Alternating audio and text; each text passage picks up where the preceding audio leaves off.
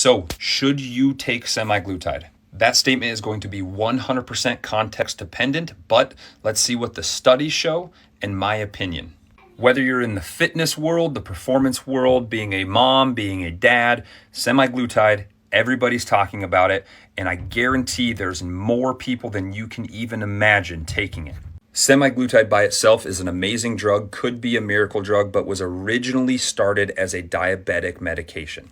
Having said that, it's very effective at its job, but you have to pull back the sheet, pull back the cover to really see what's going on in the data.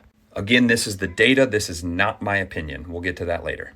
Having read through all three of these studies, the STEP study, the SUSTAIN-8 study, and a 2001 meta-analysis, which takes all studies, brings them together, and comes to a conclusion, showed something very alarming that I do not recommend for anybody.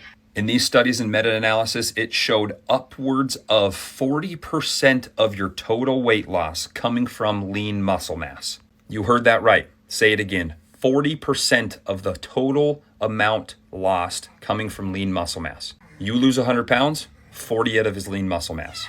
Other studies were more generous with a 10 to 13% loss of muscle mass.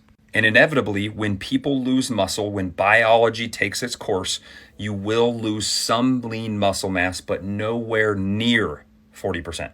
Being in the fitness, performance, and athletic realm, I know hundreds of people that take this drug. And so setting aside the data that I believe is very, very conclusive and very scary, here's my opinion. Do I think that everybody should take semaglutide? No. Do I think that there's a subset of the population that this could be a miracle drug for? Yes. That subset of people could be somebody that got in a severe accident. They had a bad lower body injury. They can't get up. They can't burn the calories. They can't get in those habits and routines.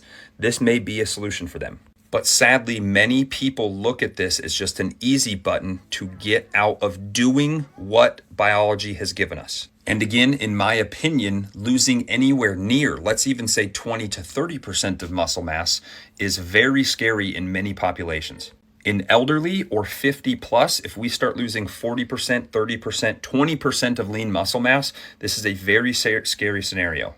And in my opinion, I believe, because I hear and I am around this type of industry, this is super overprescribed to a point where it's astronomical.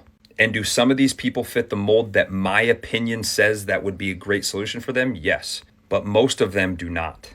And so in my opinion, I don't think people should be taking semaglutide unless they're in that population set. Because I don't know anybody that their goals are to lose 40% of their lean muscle mass. Maybe I'm wrong.